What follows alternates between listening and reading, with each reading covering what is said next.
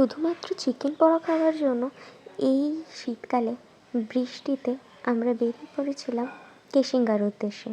তো অনেক ভাবনা চিন্তা করা হচ্ছিলো যে আমরা কী করব, কারণ একে তো বৃষ্টি, তারপরে এই দাদার ছুটি নিয়ে এত সমস্যা হয় যে বলার কথা নয়। তো তারই আগের দিনে ওর একটু শরীরটা খারাপ ছিল বলে ও একটা টুক করে একটা সেল নিয়ে নিয়েছিল। তো আমরা ভেবেছিলাম ঠিক আছে সেলটার একটা ভালো করে ইস্তেমাল করব, তো আমরা কেশিঙ্গা যাই। কিন্তু ওয়েদার এমন খারাপ করলো যে আমরা বুঝতেই পারছিলাম না যে কী করি।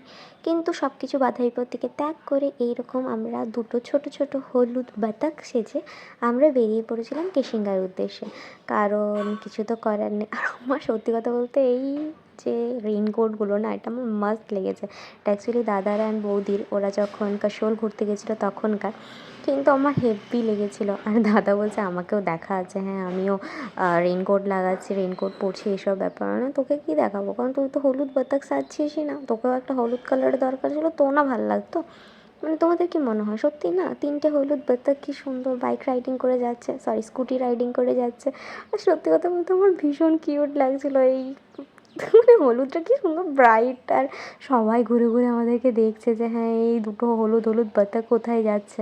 তার সাথে সাথে একটু প্রাকৃতিক দৃশ্য আমরা উপভোগ করছিলাম, কিন্তু সেটা এত বৃষ্টির মাঝখানে আমি তো চোখই খুলতে পারছিলাম না। তারপরে আমরা আমাদের ডেস্টিনেশনে পৌঁছে গেছিলাম রাজু ধাবাতে, কিন্তু সেখানে নান বা পরোটা জাতীয় কোনো জিনিস না থাকার জন্য আমরা সেখান থেকে বেরিয়ে অন্য আরেকটা রেস্টুরেন্টে, মানে সরি ধাবাতে চলে গেছিলাম, যেটা হচ্ছে রিয়েল ধাবা কিছু এরকম নাম ছিল। তো সেখানেও চিকেন পোড়া পাওয়া যায়, তো সেখান থেকে আমরা চিকেন পোড়া আর তার সাথে চিকেন লটপট অর্ডার করেছিলাম। উফ, চিকেন লটপট আর চিকেন পোড়াটা মানে সিরিয়াসলি মানে অসাম ছিল।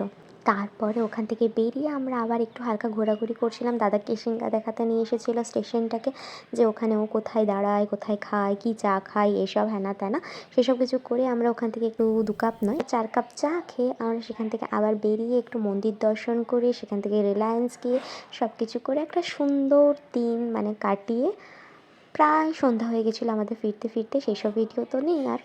তো আজকের মতো এতটাই।